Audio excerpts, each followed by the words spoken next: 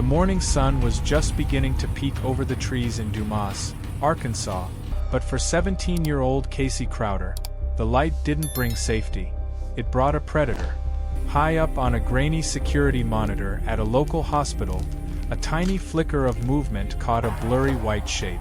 It was a pickup truck, a Chevrolet Silverado, slowing down next to a young girl walking alone on the shoulder of Highway 65. The time on the screen read 6:13 a.m. To any casual observer, it looked like a Good Samaritan stopping to help a stranded motorist. But as the truck's door opened and Casey stepped inside, she wasn't stepping toward a gas station. She was stepping into a trap. I don't know what to do. I'm stuck out here, and I can't get help. Just minutes earlier, Casey had been on the phone with her mother, Melinda. Her voice was calm, though a bit frustrated. She told her mom she had run out of gas and was going to walk the half-mile to the Exxon station. "I'll be fine, Mom," she said. It was the last thing Melinda would ever hear her daughter say. The surveillance footage from a nearby Sonic drive-in captured the truck again just 3 minutes later. But this time, it wasn't slowing down. It was speeding. It tore past the camera, heading north, away from the gas station, away from help, and straight toward the deep, dark woods of the Arkansas Delta.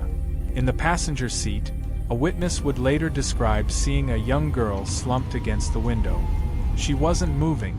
She looked unconscious.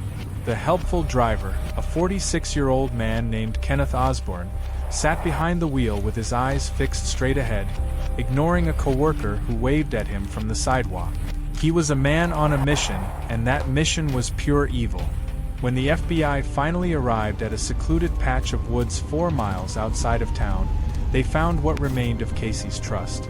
The scene was so disturbing it haunted veteran agents who had seen everything. Casey hadn't gone quietly. The ground was torn up, and the signs of a desperate, violent struggle were everywhere. But the most chilling discovery wasn't just where she was found. It was the item found near her body that proved her last ride was a calculated execution. As the sun rose higher that Sunday morning, the white truck pulled back into the quiet streets of Dumas, looking perfectly normal. Kenneth Osborne went home, washed his hands, and prepared to take his own daughter to work, acting as if he hadn't just changed the world forever. But as he scrubbed his skin, he noticed deep, bloody scratches across his knuckles and palms, marks that didn't come from a machine or an accident. They were the marks of a 17-year-old girl who had fought for her life until her very last breath. The town of Dumas was small, the kind of place where everyone knew your business and doors were often left unlocked. Casey Crowder was a typical teenager, bright, full of energy, and maybe a little bit rebellious. On that Saturday night in August 2006, she told her mom she was staying with friends, but she actually drove 40 miles to see her boyfriend, Adam. It was a secret trip, the kind of thing teenagers do when they think they're invincible. Casey spent the night laughing and hanging out, but as 5 a.m. approached, panic set in. She had to get home before her dad got back from his night shift, or she'd be in massive trouble. Adam gave her some gas money, they shared a quick goodbye, and Casey hopped into her silver Dodge Stratus. She thought she had plenty of time. But halfway home, the needle on her gas gauge dropped to empty. The car sputtered, coughed, and finally died right in front of the local hospital on the edge of town. It was 6 a.m. The world was gray and quiet. Casey tried calling her friends, but no one picked up. Finally, she called her mom. She confessed she was in Dumas and out of gas. Melinda, worried but relieved her daughter was safe, offered to come get her. But Casey was independent. She told her mom she'd just walk to the Exxon, grab a can of gas, and be home in an hour. She started walking down the long, empty stretch of Highway 65. She only had to walk about 800 yards. It should have taken her 10 minutes, but as she walked, a white truck pulled over. The driver rolled down the window. He was a local guy, a father, someone who looked like he belonged in the neighborhood. He offered her a ride to the station. Casey, tired and desperate to get home, made the split-second decision to trust him. She climbed into the cab of the Silverado. Back at home, Melinda waited. An hour passed. Then 2. She called Casey's phone, but it went straight to voicemail. She called again. And again. By noon, the annoyed feeling in Melinda's stomach had turned into a cold, hard knot of terror. She and her husband Martin jumped in their car and raced to Dumas. They found Casey's car exactly where she said it was. Locked, empty, and sitting like a ghost on the side of the road. The police were called, but initially they weren't too worried. She's 17, they suggested. Maybe she just went to a friend's house. But Melinda knew better. Casey wouldn't leave her car behind, and she certainly wouldn't stop answering her phone. The FBI was brought in, and they immediately started doing what they do best. Looking for eyes in the sky. They began pulling every scrap of video from every business on that road. That's when they saw it. The Sonic camera caught the white truck. The dollar store camera caught the white truck. Every camera told the same story. The truck picked her up, but it never dropped her off. It went into the woods, and when it came back out 20 minutes later, the passenger seat was empty. The police began a massive search, hundreds of people scouring the ditches and fields. On the 6th day, a National Guard officer walking through a thicket of trees saw something white reflecting in the dirt. He moved closer, pushing aside the heavy brush. His heart stopped. It wasn't just a piece of trash. It was a shoe.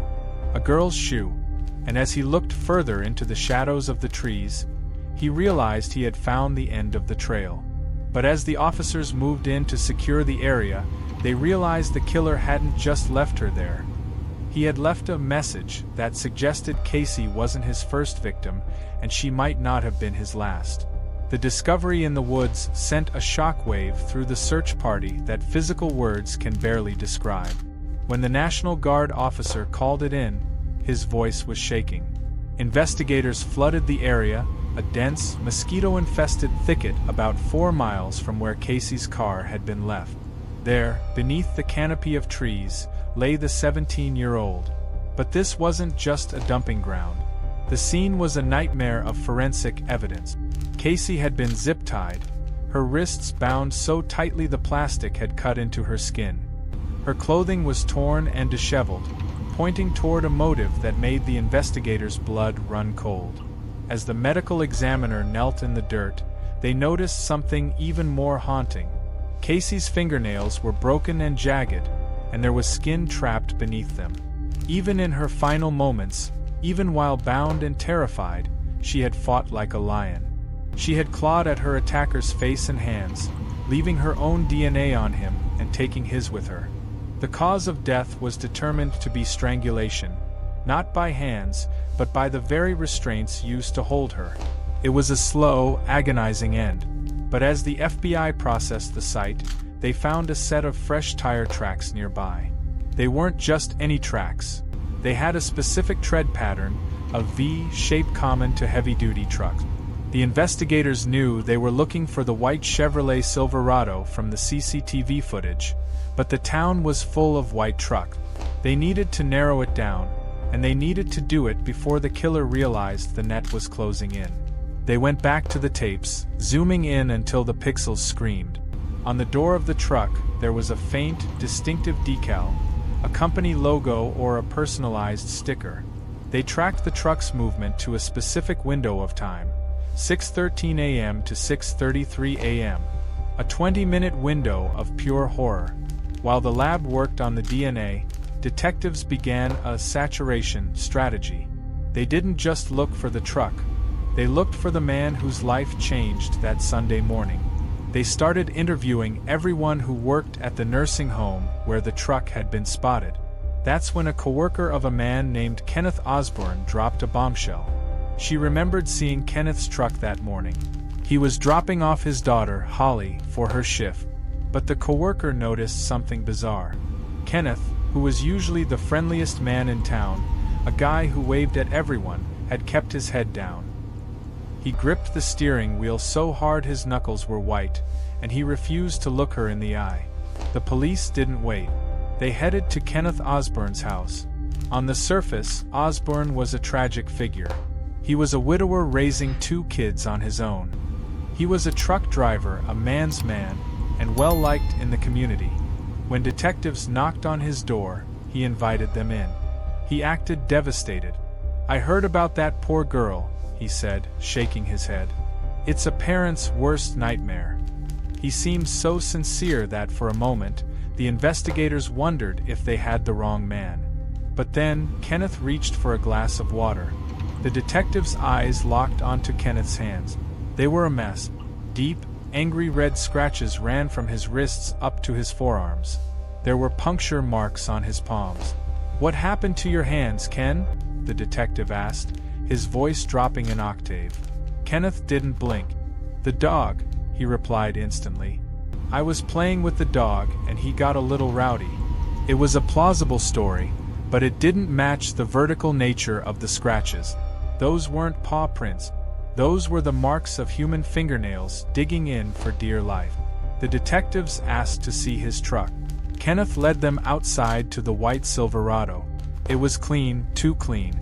It looked like it had been scrubbed with industrial-strength bleach. But Kenneth had missed one spot. Deep in the crevice of the passenger seat, hidden where the leather met the plastic, was a tiny, shimmering object. It was a single earring. A small, silver stud that looked exactly like the ones Casey Crowder had been wearing in her school portrait. The tension in the driveway was suffocating. Kenneth saw the detective looking at the seat. His friendly neighbor persona began to crack. His breathing became shallow. He started to stammer, saying he might have picked up a hitchhiker weeks ago. Maybe that's where it came from. But the detectives knew the truth. They took Kenneth down to the station for voluntary questioning. Inside the interrogation room, the walls felt like they were closing in. They showed Kenneth the CCTV footage. "That's my truck," he admitted, "but I was just driving to the store for cigarettes." The detectives pointed to the clock on the footage. "The store is south, Ken. You were heading north, toward the woods." Kenneth went silent. He asked for a lawyer. But just as he thought he could shut the door on the investigation, a frantic call came in from the forensic lab. The DNA under Casey's fingernails had been processed. It was a match. But it wasn't just a match for Kenneth Osborne. It was a match for a DNA profile linked to an unsolved cold case from 3 states away.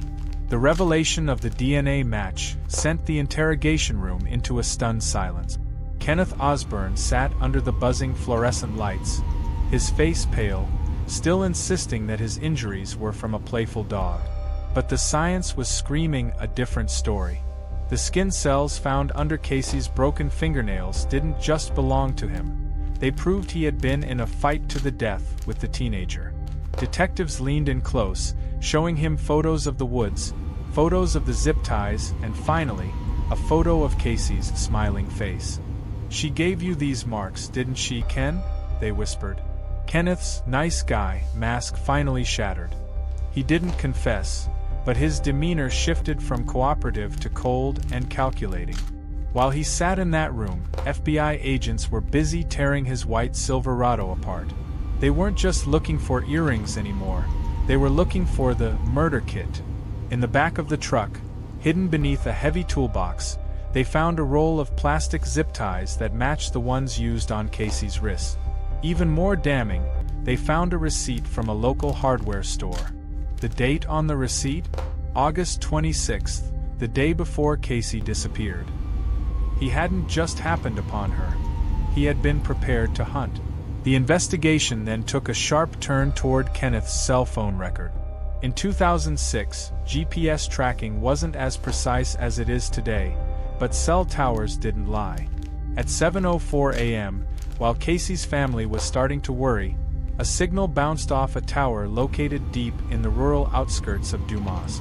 It was Kenneth's phone. At that exact same minute, Casey's phone had attempted to make one final call. It wasn't to her mother or her boyfriend. She had tried to dial a 4-digit number, likely a desperate, fumbling attempt to call for help while her hands were bound. The two phones had pinged off the same tower at the same time. They were together in the middle of nowhere. As news of the DNA match leaked to the public, the town of Dumas turned into a powder keg. Neighbors who had once waved at Kenneth now stood outside the police station, demanding justice. They couldn't believe that the man who drove his daughter to work every Sunday was a monster. But the evidence was mounting. Investigators spoke to a witness who had been driving on Highway 65 that morning. This witness claimed they saw the white truck parked on the shoulder with its hazard lights on. They saw a man leaning over the passenger side, appearing to help a girl with her seatbelt. In reality, he was likely delivering the blow that knocked her unconscious. The police decided to play their final card. They brought in Kenneth's own daughter, Holly.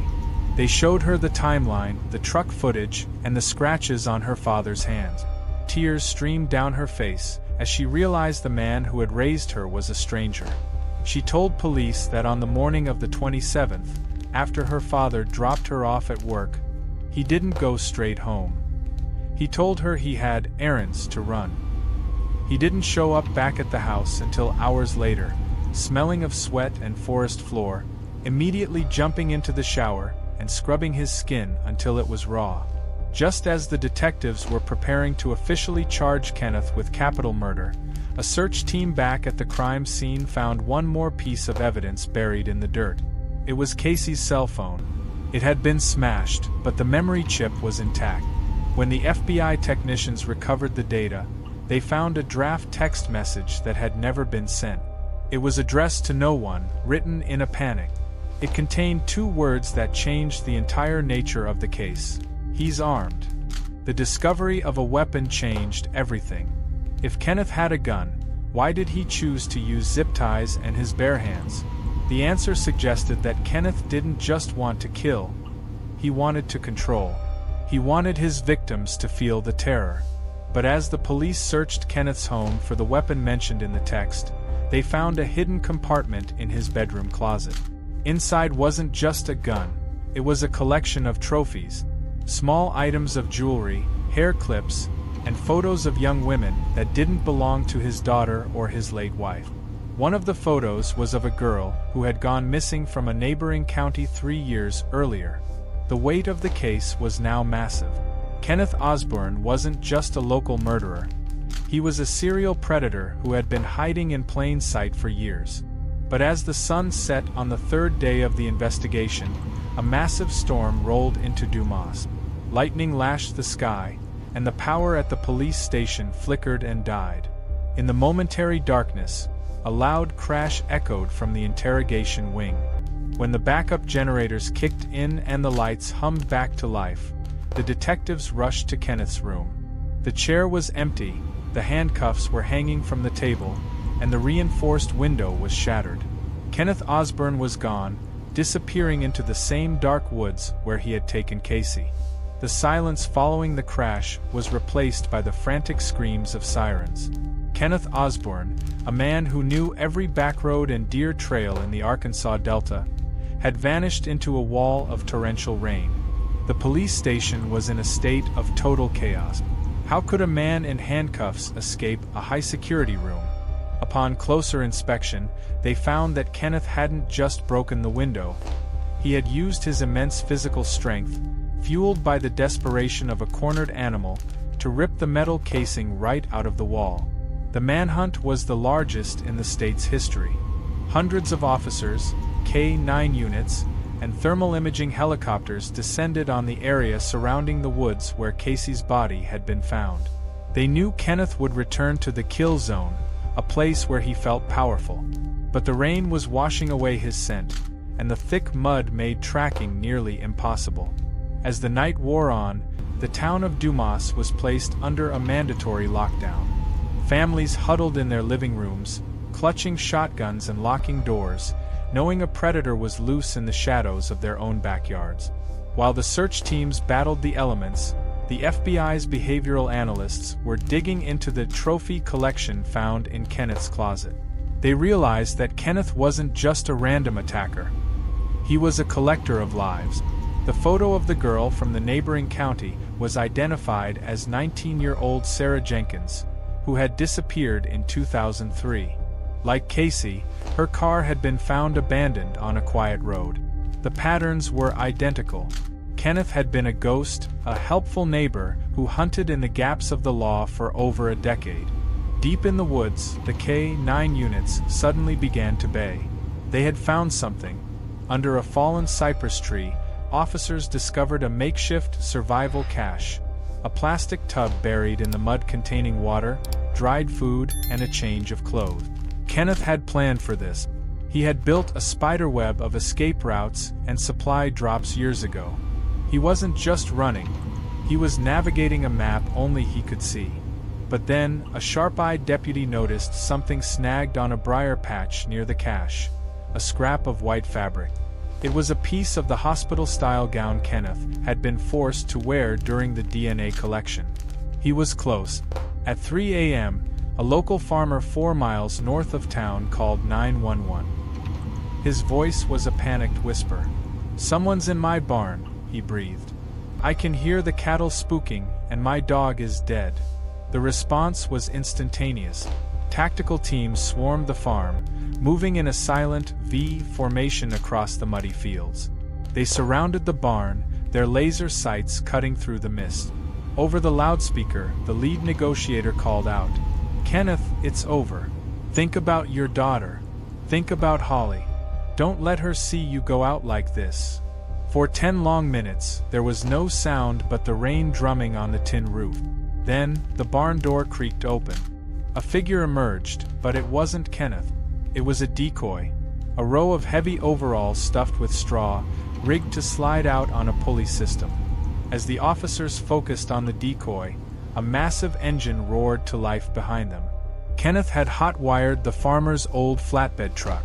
He slammed it into gear, charging through the police perimeter like a battering ram.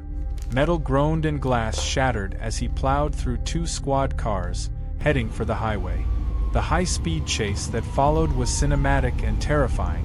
Kenneth drove like a man with nothing left to lose, reaching speeds of 100 miles per hour on slick, winding road. He was heading for the bridge over the Arkansas River, a bottleneck that would either lead to his escape into the next county or his final stand. The police set up a spike strip at the entrance to the bridge. As the flatbed truck hit the spikes, the tires disintegrated, sending sparks flying into the night sky.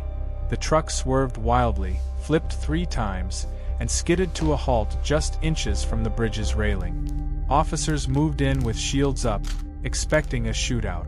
They found the cab empty.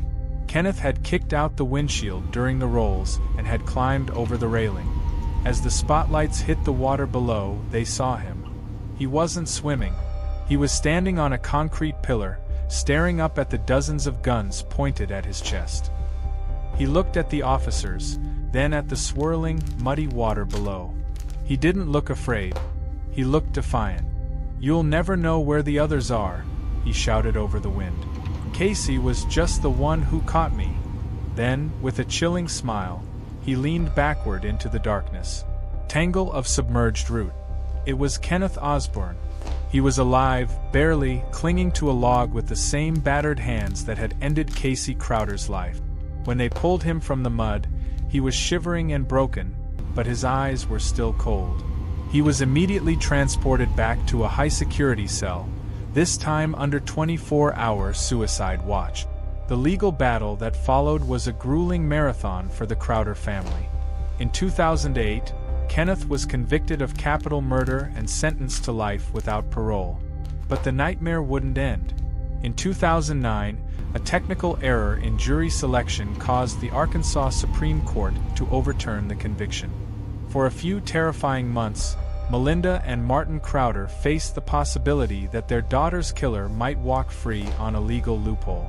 The family had to endure a second wave of agony as a new trial was prepared.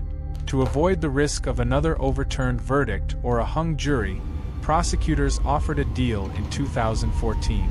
Kenneth Osborne would plead guilty to second-degree murder and kidnapping in exchange for a 40-year sentence. It wasn't the life for a life the community wanted, but it guaranteed that Kenneth would remain behind bars until he was an old man, and it spared the Crowders from reliving the graphic details of Casey's final moments in court yet again. During the sentencing, Melinda Crowder stood just feet away from the man who had stolen her future. She didn't scream. She didn't curse. She spoke with a quiet, devastating strength that silenced the entire courtroom. "I will always regret not getting in my car at 6:13 a.m., she said, her voice trembling but clear. "But the blame is not mine. It is yours. You saw a girl who needed help, and you chose to be a monster. Casey fought you because she was a light, and light always fights the dark." Kenneth sat in silence, refusing to look at her, his hands still scarred from the struggle 8 years prior. Today, the stretch of Highway 65 where Casey's car ran out of gas is marked by a small, beautiful memorial. It's a reminder of a girl who was confident, protective, and adventurous. The case of Casey Crowder changed how police in Arkansas handle missing persons reports for teenagers, and it serves as a haunting lesson in retention psychology, why we trust the people we shouldn't. Kenneth Osborne remains in prison, his trophy collection now sitting in an FBI evidence locker as agents work to link him to other cold cases across the South. The most shocking part of the entire investigation wasn't the CCTV or the DNA. It was the realization that Casey had actually managed to escape the truck once. Forensic reconstruction showed that she had jumped from the moving vehicle near the woods, which is why her shoe was found so far from the body. She had almost made it to the tree line. She had almost disappeared into the safety of the brush. But the helpful driver had been faster. He had hunted her down, proving that for some predators, the help they offer is nothing more than a mask for the unthinkable. Casey's story continues to provoke a heated debate online and in small towns across America. Could she have been saved if her boyfriend had checked on her? What if her mother had ignored her daughter's independence and driven to Dumas anyway? But the truth is simpler and more terrifying. The only person responsible for what happened to Casey Crowder was the man behind the wheel of that white Silverado. As the sun sets over the Arkansas Delta, Casey's family finds peace in the memory of the girl who fought back, ensuring that her killer left behind enough evidence to never hurt anyone again. This story is a haunting reminder that the system often fails those who need it most. If you believe victims deserve real justice, like this video and subscribe to help us bring these cases to light. Please share this with your friends and family. Awareness is the only way to prevent another tragedy and protect those you love from becoming the next victim. Stay safe, and I'll see you in the next one.